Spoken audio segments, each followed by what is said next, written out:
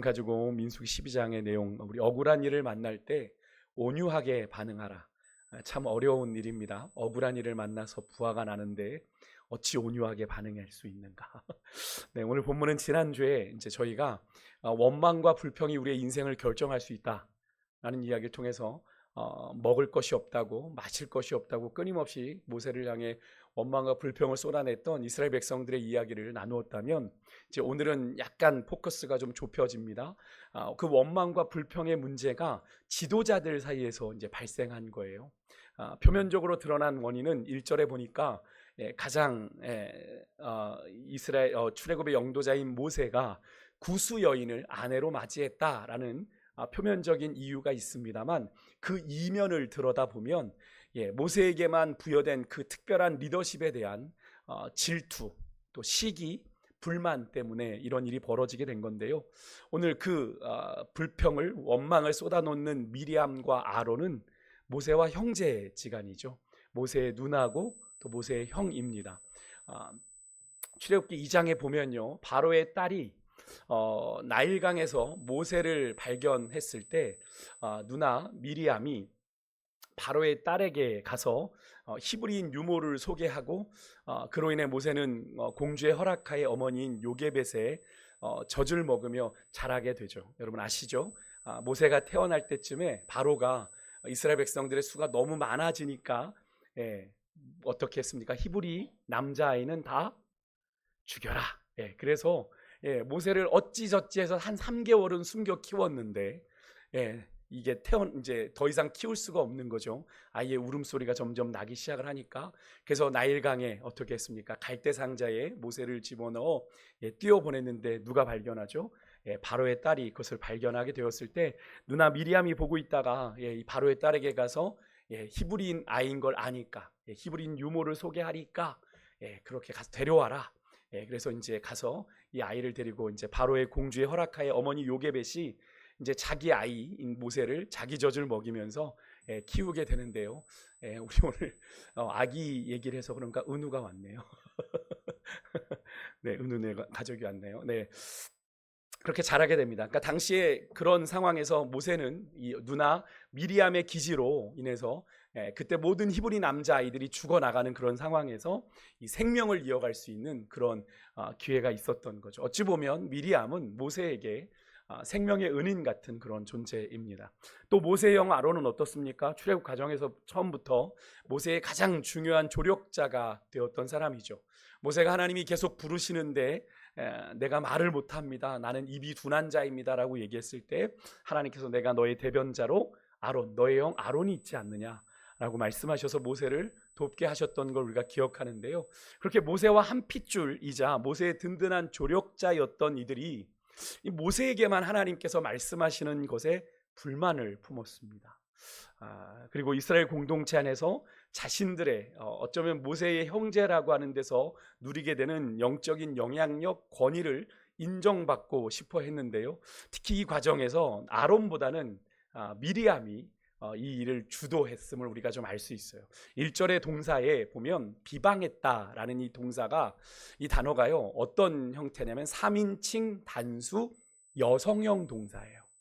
그러니까 이 동사가 여성을 받는다는 걸 의미하죠. 여성형. 그러니까 앞에 미리암과 아론 둘 중에 누가 여성입니까? 미리암이잖아요. 그러니까 미리암이 주도했다라는 걸 알 수 있는 거죠. 그러니까 결국 모세를 결정적으로 비방하고 몰아붙였던 사람은 여성인 미리암이다라는 걸 우리가 알 수 있는 거죠.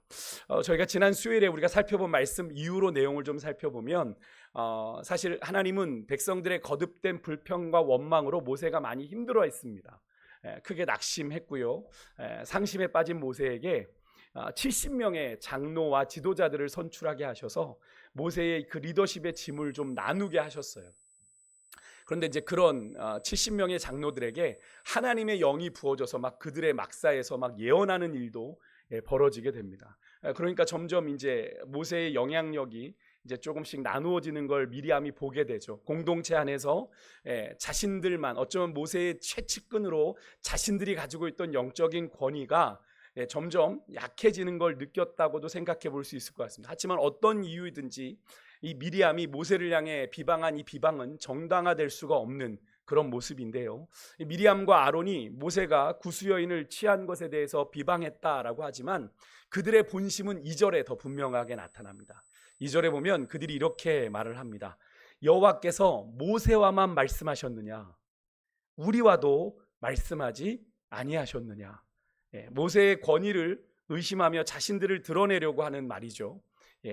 모세만 하나님이 얘기한 게 아니다. 우리와도 하나님과 얘기했다. 단순한 불만을 넘어서 하나님이 세우신 권위에 대한 도전이었던 거죠. 권위에 대해 도전한다는 건 어떤 의미입니까? 하나님의 섭리를 인간적인 관점으로 제한하려고 하는 어리석은 행동이죠. 그래서 하나님이 세우신 권위는 함부로 판단해서는 안 되는 건데요. 근데 여기 잘 보십시오. 지난주에도 제가 나누었지만 2절에 중요한 말이 또 하나 나옵니다. 미리암과 아론이 그런 말을 했어요. 여호와께서 모세하고만 얘기하셨냐? 우리와도 말씀하지 아니하셨느냐? 그런데 그 얘기를 누가 들으셨다 그래요? 여호와께서 들으셨더라. 이렇게 되어 있습니다. 귀를 기울이고 계시다가 미리암과 아론이 하는 이야기를 들으신 것 같은 그런 느낌처럼 성경이 기록합니다. 성도는 자신의 말이 단순히 여러분 사람과의 문제가 아니라 하나님께 어떻게 들릴지를 늘 깊이 생각하며 말할 수 있어야 됩니다.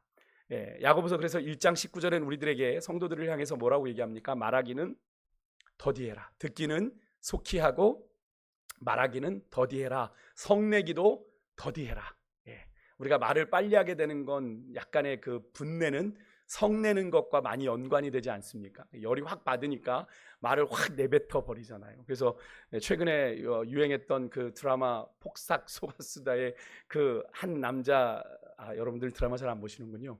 저도 풀로 본 건 아닌데 풀로 좀 이렇게 클립들을 보니까 거기 등장하는 한 분이 꼭 열 받으면 뭐라고 하죠? 저기 젊은 분들은 아시 학시요 이러는 겁니다. 그러니까 자기가 열받은 걸 그렇게 표현을 하는 거죠. 그러니까 그런 겁니다. 그러니까 자기가 감정이 나면 자기도 모르게 약간의 그런 격한 말들을 내뱉게 되잖아요. 그러니까 성경은 너희가 듣기는 속히 하지만 말하기는 더디하고 성내기도 더디해라 라고 야고보서 1장 19절에서 이야기하고 있는 건데요. 그런 겁니다. 욱하는 마음에 감당할 수 없는 말들, 나중에 지나고 나면 후회할 말들 내뱉지 말고 한 번 더 곱씹어 생각하면서 이 말이 내가 지금 이 말을 내뱉는 순간 하나님이 귀를 기울이실 텐데 하나님이 어떻게 들으실지를 잘 생각하고 말하라는 의미이죠. 참 제가 이 말씀을 준비하고 이 말씀 야고보서의 말씀을 묵상하면서 참 저를 많이 돌아보게 되는 말씀이었어요. 그렇다면 여기서 여러분 미리암과 아론이 제기한 이 표면적인 명분이요. 모세가 구수 여인, 이 구수 여인은 보통 일반적으로 우리가 에디오피아 여인, 그래서 아프리카 쪽에 흑인을 우리가 떠올리게 되는데요. 그 구수 여인을 취한 것에 대한 비방을 했잖아요. 이것이 정당한 것인지를 먼저 좀 살펴봐야 될 것 같아요. 왜요? 그들의 속내는 다르잖아요. 그죠? 그들의 이면에 감추어진 뜻은 다르잖아요. 그렇게 겉으로 표현한 것과는 다른데 그렇다면 겉으로 드러난 표면적인 이유만이라도 좀 그럴듯해야 되는 것 아닙니까? 그래야 미리암과 아론에게 좀 명분이 생기는 것 아니겠어요? 기존의 교회에서는 전통적으로 이 구스 여자를 모세의 두 번째 아내로 이해해 왔고 제가 조금 전에 말씀드린 건 구스는 아프리카 에디오피아로 이해를 해왔습니다. 왜냐하면 히브리 이 성경, 이 구약 성경을 이 헬라어 그릭으로 번역해서 현존하는 가장 오래된 구약 번역본을 70인역, 조금 전문적인 용어로는 벌게이트 번역이라고 얘기를 하는데요. 그 번역에서 그러니까 가장 먼저 번역을 한 거 아닙니까? 이 구스를 에디오피아로 번역을 하거든요. 그러니까 가장 오래된 번역이 그렇게 번역을 하고 있으니까 그 다음 번역들도 그렇게 생각을 할 수 있겠죠. 그러니까 성경 전반에는 이 구스라는 지역이 나오면 에디오피아 지역으로 이해를 해왔기 때문에 그렇습니다. 그러니까 이미 모세는 출애굽기 2장에 보면 미디안에 가서 광야 40년을 보내면서 누구랑 결혼을 하게 되죠? 미디안의 제사장 이드로의 딸 십보라와 결혼을 하게 됩니다. 그럼 모세가 이방인 여자, 구스면 이방인 여자잖아요. 이방인 여자를 두 번째 아내로 취했다는 건 그것만 딱 놓고 본다면 이스라엘의 그런 정체성에 있어서 상당한 문제가 있는 선택을 한 거죠. 왜?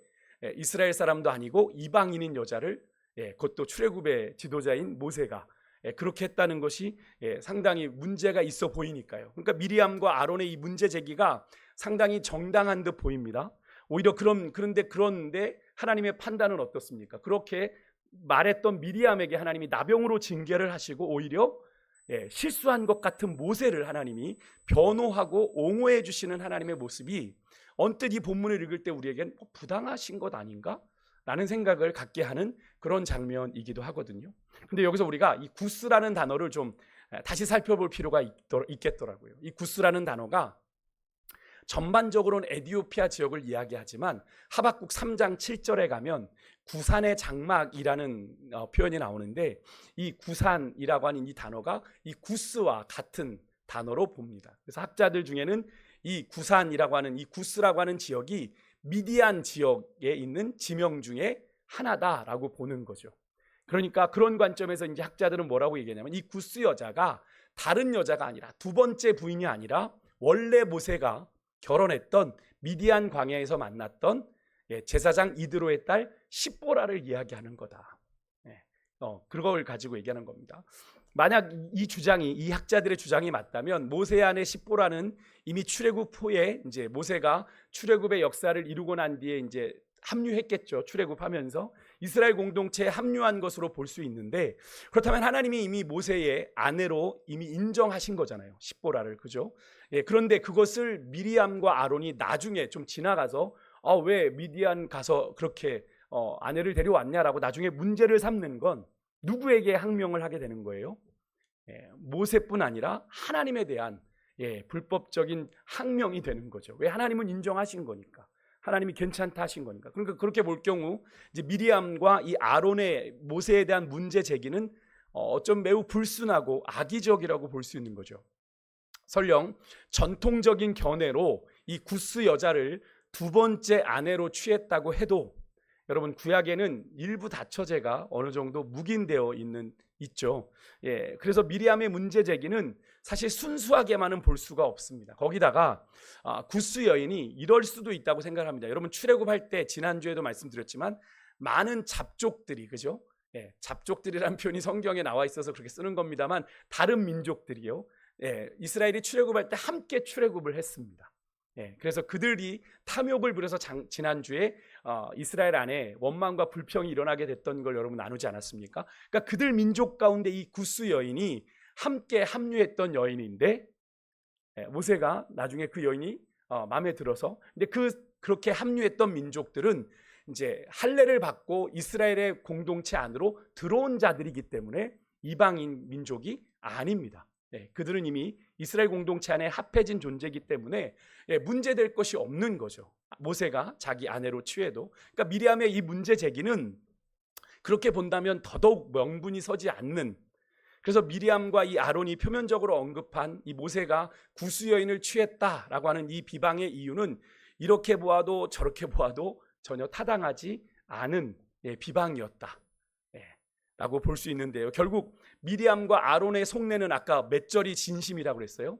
2절에, 그죠? 2절에 하나님이 모세랑만 이야기했냐?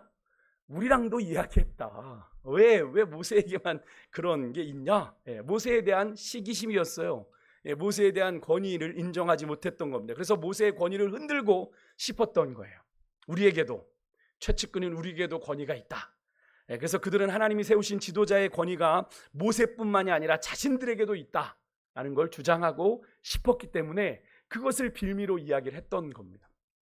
하지만 그렇게 이제 비난을 하는데 모세는 희한하죠. 그런 미리암과 아론의 비난을 듣고도 침묵을 합니다.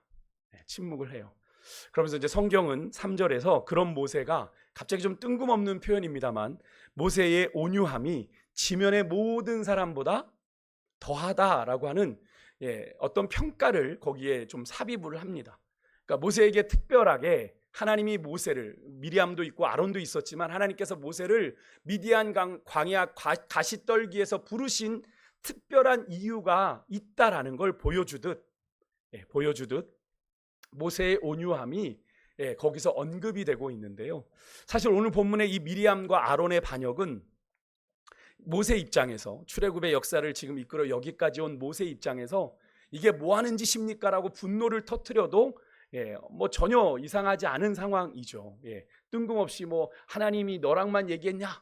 우리랑도 얘기했다라고 하니, 그런데 이제 모세가 그런 것에 대해서 감정적으로 반응하지 아니하고 침묵으로 일관하고 있다라는 겁니다. 참 쉽지 않은 일인데요, 그죠? 어이없는 일들을 당하게 되면 뭔가 항변하고 싶은 게 사람의 심리 아닙니까? 나의 억울함을 얘기하고 싶은. 근데 모세는 아무 이야기도 하지 않습니다. 여러분, 온유함이란 무엇을 말하는 거? 여러분이 아시는 온유함은 온유함하면 뭐가 떠오르시나요? 온유함은 그냥 일반적으로 하면 온화하고, 그죠? 약간 부드러운 그런 성품을 이야기하죠, 그죠? 온유함 하면 우리가 그렇게 떠올리게 되는데, 여기서의 온유함은 조금 다른 의미입니다. 모세에게 언급되고 있는 이 온유함은 이런 거예요. 내가 행동할 힘이 있지만 그것을 절제하는 것. 내가 충분히 행동할 수 있지만 그것을 절제하는 것. 즉 힘이 없어서 못하는 것이 아니라, 모세가 그들에게 화를 낼 수 없어서 안 내는 것이 아니라, 그럴 수 있음에도 불구하고 그 힘을 사용하지 않는 것, 이것을 온유라고 지금 표현을 하고 있는 겁니다. 그러니까 오늘 본문에서 지금 모세가 그런 모습을 보이고 있죠. 특히 여기 이제 온유함을 좀 문자적으로 보면 히브리어로는 아나부라는 단어를 쓰거든요. 아나부. 그 뜻이 뭐냐면 하나님 앞에서 자신을 낮은 자로 간주하는 자세입니다. 하나님 앞에서 자신을 낮은 자로 간주하는 자세. 시편에서 그래서 이 아나부라는 단어가 헌신적인, 신뢰하는 이런 의미로 쓰였습니다. 그러니까 이것을 좀 적용해서 이 말을 다시 좀 풀어본다면, 내가 힘이 있어서 앞에 있는 단어랑 같이 연결해 볼게요. 얼마든지 대응을 할 수 있습니다. 미리암과 아론에 대해서 당신들 뭐 하는 것이오? 지금 하나님의 권세에 도전하는 겁니까? 라고 모세가 충분히 반응하며 단돌이 칠 수 있는 상황이죠. 그런데 대응할 수 있지만 모세가 하나님의 뜻을 신뢰해서 겸손하게 모든 것을 누구에게 맡기는 거예요? 하나님에게, 하나님의 뜻에, 하나님의 결정에 맡기는 것을 의미합니다. 그래서 다른 말로 이런 모습을 모세의 온유함이라고도 표현하고 모세의 겸손함이다라고도 표현을 합니다. 모세의 겸손함이라고도 이야기를 해요. 근데 여러분, 이런 모세의 모습에서 누구의 모습이 좀 연상되지 않으십니까? 이런 모세의 모습에서 바로 예수님이 바로 그런 모습을 보이셨죠.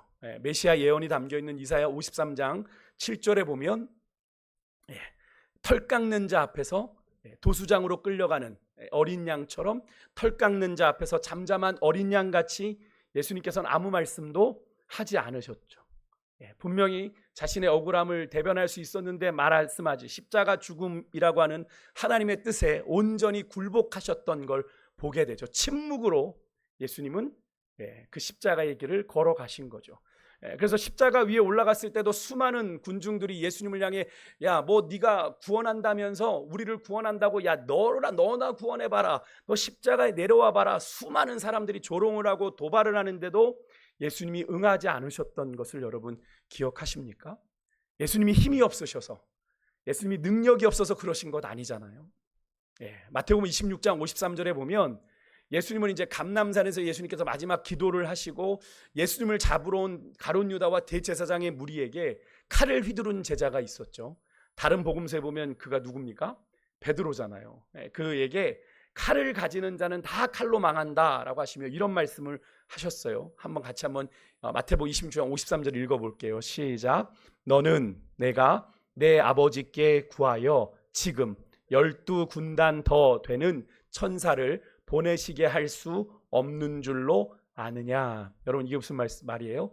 그렇게 하실 수 있다라는 거죠. 그렇게 마음만 먹으면 얼마든지 하늘에 12군단도 더 되는 천사 데려다가 이까지 것들 지금 나 잡으러 온 얘네들 처리 못할 것 같으냐? 할 수 있다. 할 수 있지만 예수님께서 하지 않는 이유 무엇입니까? 온 세상을 구원할 대속제물이 되셔야 하는, 하나님께서 예수님을 이 땅에 보내신 그 뜻에 자신을 겸손하게 어떻게 해요? 순종시키기 위해서, 순종하게 하시기 위해서 그냥 그 상황이 억울한데, 그 상황이 정말로 인간적으로 보면 되게 속상한데 그냥 순종에 끌려가시는 거죠. 무엇 때문에? 주님의 뜻에 나를 맞추고자, 내 뜻이 아니라.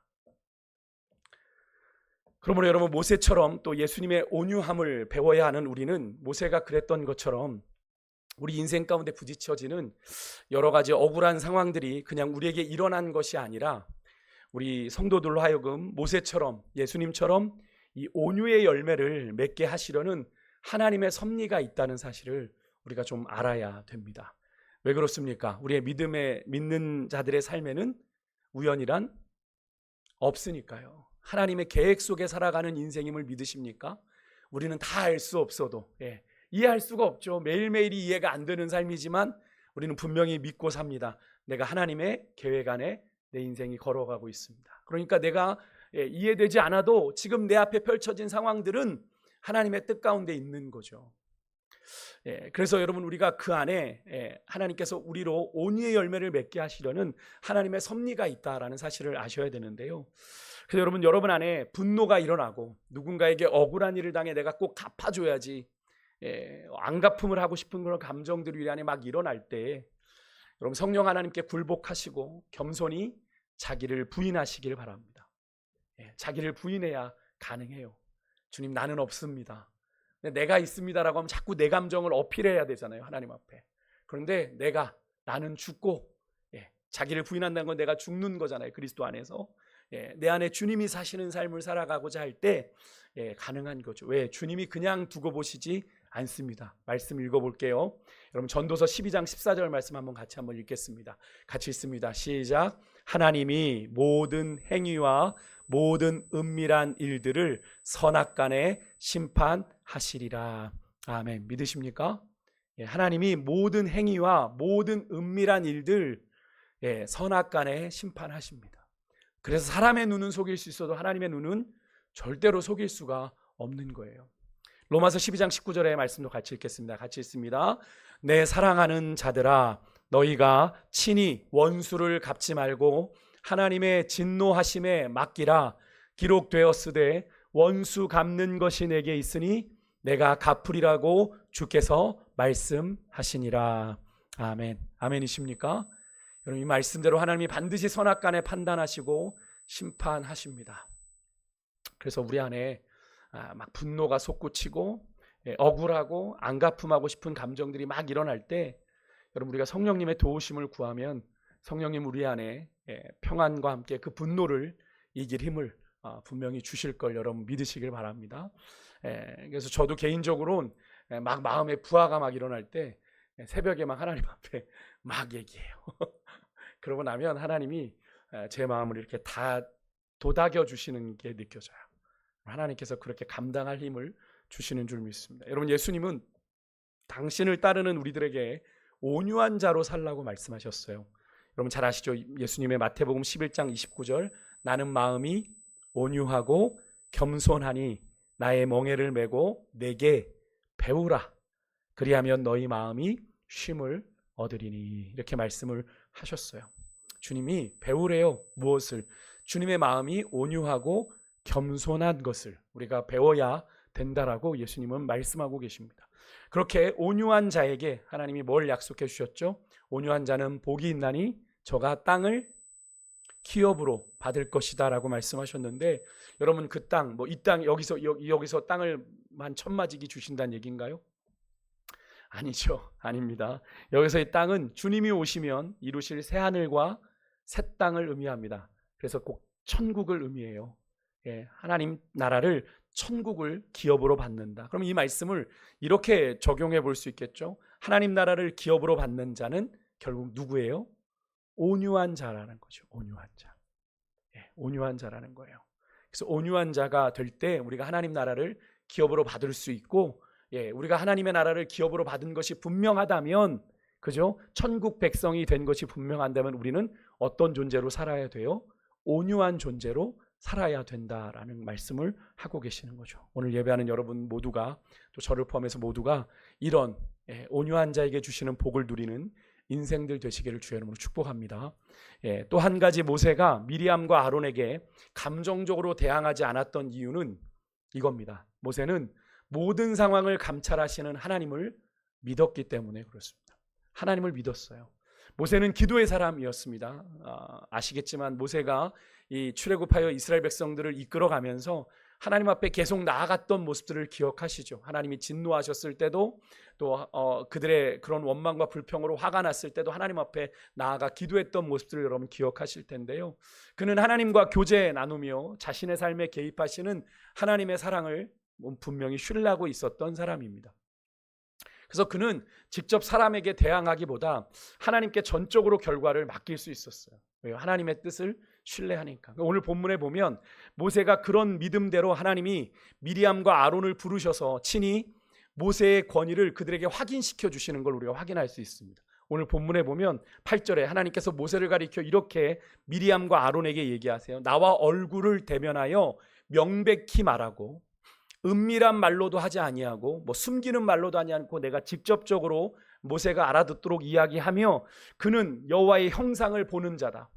다른 예언자들은 꿈으로 환상으로 나의 뜻을 듣지만 모세는 어떤 사람이다? 여호와의 얼굴을 마주대하고 여호와와 대화하고 대면하여 명백히 말하고 하나님의 말씀을 분명히 알아듣는 자다라고 이야기하시며 모세가 다른 예언자들과 다른 존재라는 걸 확인시켜 주시죠. 하나님은 겁없이 모세를 비방한 미리암과 아론 앞에서 보란듯이 모세를 높여주시면서 그의 권위를 세워주시는 걸 우리가 볼 수 있어요.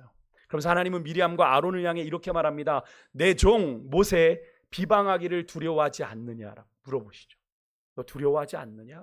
내 종 모세를 그렇게 비방하는 것 책망하시는 거죠. 결국요 하나님은요 모세를 반역한 죄가 곧 하나님을 향한 죄임을 분명하게 말씀을 하시는데 그렇습니다. 여러분, 우리가 인생을 살아가다 보면 오늘 이 모세처럼 까닭없이 억울한 일을 겪을 때가 있습니다. 그래서 제가 예전에 제가 모시던 목사님 하시는 말씀들을 제가 그런 문장을 하나 말씀드렸던 거 기억나십니까? 당신들은 오해할 권리가 있고 나는 변명할 이유가 없다. 또 오해를 많이 받으셔가지고요. 큰 교회를 하시면서 수천 명 모이는 교회를 하니까 그 전주 땅이 원래는 남장로교 땅이거든요. 남장로교가 이 가장 세력이 컸던 곳입니다. 그래서 예수병원도 그쪽에 있잖아요. 그 서문교회도 그때 가보셨지만 100년 넘은 성경을 기록했던 그 현장이. 그런데 갑자기 웬 성결교회 목사가 목회를 하더니 굴루 성도들이 바득바득 몰려가는 거죠. 그러면서 많은 모함도 받으시고 많은 오해도 받으셨는데, 그러니까 그 목사님이 이제 뭐 다 일일이 대답할 이유가 없으니까 당신들은 오해할 권리가 있고 나는 변명할 이유가 없다. 이 얘기의 결론은 뭡니까? 주님은 아신다라는 이야기를 한 거죠. 여러분, 정말 우리도 그런 일을 당하지 않습니까? 주님은 아시니까. 정말 세상 말로는 정말로 근데 인간적으로 말하면 미치고 팔짝 뛸 정도로 억울한 일을 겪기도 합니다. 그래서 정말 그로 인해서 부하가 나고 화가 나니까 그냥 성질대로 해버리고 싶을 때가 너무나 많죠. 감정이 너무나 상하고 다치기에 그러한데요. 그런 상황 가운데서 우리가 죄를 짓지 않으려면 우리의 인내심에 의지하면 안 되고 누구를 의지해야 될까요? 하나님을 신뢰해야 되는 줄 믿습니다. 여러분, 우리의 인내심이 그렇게 대단하지 않죠. 우리 인내심에는 분명 한계가 있습니다. 참는다고 하지만 한계가 있어요. 그렇기 때문에 여러분, 나를 믿으면 안 되고요. 여러분 자신을 믿으시면 안 되고 하나님을 신뢰해야 되는 줄 믿습니다. 하나님을 신뢰하셔야 돼요. 언제 하나님이 개입하셔서 오늘 모세에게 그러셨던 것처럼 우리의 이 억울한 상황을 역전시켜 주실지 누구도 알 수 없는 일이니까 우리가 하나님만 기대하고 바라봐야 되는 줄 믿습니다. 그래서 오늘 본문에 이 모세의 억울함은 그래도 비교적 빨리 해결된 편이에요. 그죠? 그렇게 비방하자마자 하나님이 바로 모세, 미리암, 아론 다 회막으로 모여 바로 단돌이 쳐주셨잖아요. 근데 여러분, 우리가 잘 아는 다윗이라는 인물도 다윗의 경우는 좀 달랐습니다. 여러분, 다윗이 왕으로 기름 부음을 받고 얼마나 사울을 피해 도망 다녔는지 여러분 아십니까? 한 10여 년 됩니다. 약 10년 가까이를 계속 사울이 죽이려고 하니까 도망 다녀야 했어요. 10여 년이 넘게, 참 길다면 긴 시간 아닙니까? 그런데 다윗이 그 시간을 원망으로 보내지 않았습니다. 그죠? 하나님, 기름 부었으면 빨리 나에게 왕위를 주시지 왜 이렇게 나를 도망 다니게 하십니까? 원망하지 않았습니다. 그죠? 이 다윗 또한 온유함으로 그 시간들을 이겨냈던 걸 우리가 알 수 있죠. 어디서 알 수 있습니까?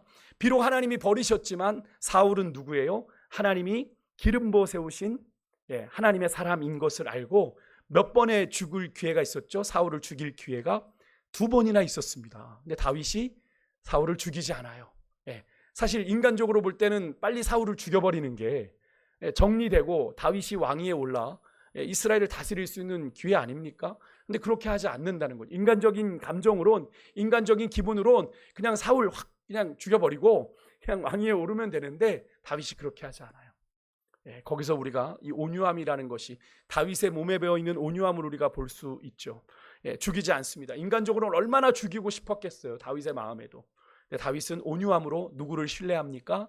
자신을 기름부어 세우신 하나님을 신뢰하며 하나님의 때를 기다렸던 것이죠. 그게 무려 10년이에요. 무려 10년. 강산도 변한다는 10년이 넘어가는, 훌쩍 넘어가는 얼마나 고통스러운 시간이었겠습니까만 그래도 다윗은 끝까지 하나님을 신뢰하기를 멈추지 않았다라는 거예요. 그래서 여러분, 믿음은 제가 늘 말씀드리죠. 뭐랑 같이 가야 돼요? 인내와 같이 가야 돼요. 믿음은 늘 하나님의 때를 기다리는 인내와 같이 가야 됩니다. 그래서 성경에도 때가 이름에 거두리라. 꼭 때가 있어야 돼요. 하나님의 때가 올 때까지 우리는 기다려야 됩니다. 그러기 때문에 여러분, 우리는 하나님이 가장 최선의 때에 최선의 방법으로 우리의 문제를 해결해 주실 걸 신뢰해야 됩니다. 그리고 그 시간 동안 우리가 무작정 기다리는 것이 아니라 하나님과 더 친밀하고 깊은 교제를 경험할 수 있어야 되는데요. 그것은 뭘 통해서 가능합니까? 말씀과 기도를 통해 하나님과 더 깊은 관계를 경험해야 되는데, 여러분, 그 시간이 너무 무의미하지 않습니까? 여러분, 무의미하지 않아요. 하나님께서는 그 과정을 통해, 그 시간을 통해 우리를 어떻게 해 가시냐면 성숙시켜 가십니다. 여러분, 기도가 중요한 이유가 바로 거기 있습니다.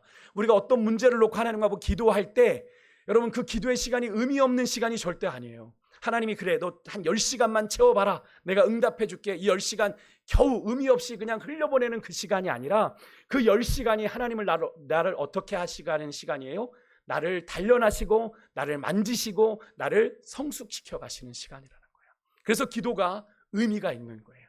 내가 기도의 자리로 나아가 주님과 머무르는 그 시간이 정말로 너무나 고통스럽고 힘든 시간이기도 하지만 영적으로는 얼마나 유익이 되는 시간인지를 여러분이 좀 경험하실 수 있었으면 좋겠습니다. 하나님은 절대로 우리를 혼자 버려두지 아니하시고 기도의 자리에 오실 때 하나님이 우리를 만나주신 거죠. 여러분, 반드시 우리 주님 우리의 삶에 찾아오셔서 우리가 바라고 기대하는 것 이상으로 문제를 해결해 주시고 우리의 삶을 통해 당신의 영광을 나타내실 거예요. 말씀 마치겠습니다. 여러분, 억울한 일을 당해 분노가 끓어오를 때 가장 먼저 여러분 하나님의 뜻을 구하십시오. 그리고 그렇게 기도하는 과정에서 하나님이 여러분의 그 분노의 감정을 다스려 주시도록 하나님 앞에 여러분의 마음을 내어놓으세요. 차라리 여러분 감당할 수 없는 막 분노가 솟구쳐서 막 입에서 막 죄송해요 욕이 막 튀어나오실 땐 기도의 자리에 와서 주님 앞에서 욕하세요. 아, 주님 저 죄송해요. 제가 모시던 목사님 가끔 이제 농담 반 진담 반으로 이렇게 표현하십니다. 상놈의 새끼 막 이런 표현을 쓰시면서 아유 저것들 그 표현을 하나님 앞에 하신대요. 목사님, 하나님 내가 이렇게 정말 열이 받아, 하나님 이렇게 화가 납니다. 막 인간인지라 막 마음에서 그죠 가슴이 터질 것 같잖아요. 막 화가 나면 솔직히 인간적인 그 마음들은 솔직히 저도 있더라고요. 막 그래서 막 그분은 학시였지만 우리는 뭐 에이 이런 게 나오지 않습니까? 그러니까 그런 것들이 마음이 나올 때 사람에게 하면 안 되고요. 하나님 앞에 하십시오. 원수에 대한 저주, 하나님 저 원수들 하나님 내가 못하니 하나님 저들 좀 두드려 패주세요. 하나님 저들 좀 혼내주세요. 울분을 하나님 앞에 아뢰시길 바라요. 종종 이렇게 말씀드리면 목사님 그거 죄 아닙니까? 미워하지 말라고 그랬는데, 여러분 그것을 죄스럽게 여기시는 분들인데 그렇지 않습니다. 시편 보세요. 시편에 보면 그런 기도가 제법 나옵니다. 하나님 내가 주님 안에 서 있는데 하나님 나의 억울함을 주님 갚아주십시오. 주님 아시지 않습니까? 근데 사실 그 고백 속에 이미 나를 돌아봄이 있어요. 그렇지 않습니까? 내가 주님 앞에 서 있을 때 주님께 내 편 해달라고 기도할 수 있는 것 아닙니까? 내가 죄 가운데 있으면서 주님 편에 서 있지도 않으면서 주님 내 편 해달라고 그러면 안 되는 거잖아요. 그러니까 내가 그런 기도를 드릴 땐 이미 내가 주님께 내 마음을 이미 다 아뢰고 주님과 내가 주님 편에 서 있음이 전제되어 있는 거기 때문에 얼마든지 그런 기도 가능합니다. 하나님 앞에 여러분의 마음을, 상한 마음을 토로하십시오. 그러면 하나님이 그렇게 기도하는 과정 가운데 어느덧 막 쏟아내고 났더니 하나님이 내 그 분하고 억울한 마음들을 다스려 주시는 걸 경험하게 되죠. 그럼 그 기도 가운데 경험하게 되는 것 아닙니까? 그러니까 묘한 뭔가 표현할 수 없는 하나님의 평안이 임하는 걸 경험하게 되는데요. 여러분 어떤 상황에서든지 우리가 하나님의 뜻에 겸손히 굴복하여 자기를 부인하기를 원하세요. 여러분 우리가 주님을 따라가는 것, 제가 이번에 말씀을 다시 준비하면서 우리가 너무나 쉽게 얘기하잖아요. 누구든지 나를 따라오려거든 자기를 부인하고 자기 십자가를 지고 주님을 따라가야 된다. 우리가 나를 부인해야 된다는 걸 우리가 그냥 너무나 좀 단순하게 십자가만 생각하는데, 여러분 나를 부인한다는 건 내가 주님 안에서 죽는 걸 의미합니다.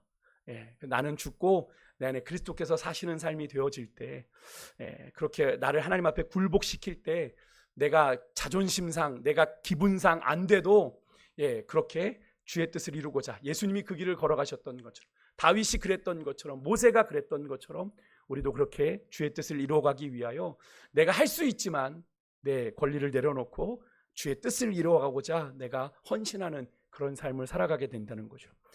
오늘 모세가 그랬던 것처럼 그런 온유하게 살아가는 자들에게 하나님은 복을 내려주시고 끝까지 당신의 믿음으로 바라보는 자들의 억울함을 하나님이 최선의 때에 최선의 방법으로 풀어주신다라는 사실 여러분 꼭 믿으시고 여러분의 인생을 그렇게 하나님 앞에 올려드리고 나아가는 여러분과 제가 될 수 있길 소망합니다. 여러분 하나님 살아계십니다. 믿으십니까? 하나님 살아계십니다. 하나님 죽은 것 같으세요? 내 인생 요즘 보니 하나님이 죽으신 것 같으세요? 하나님 살아계십니다. 하나님이 두 눈 시퍼렇게 뜨고 살아계세요. 하나님이 결코 하나님 편에 서는 자 결코 그냥 두고 보지 않으십니다.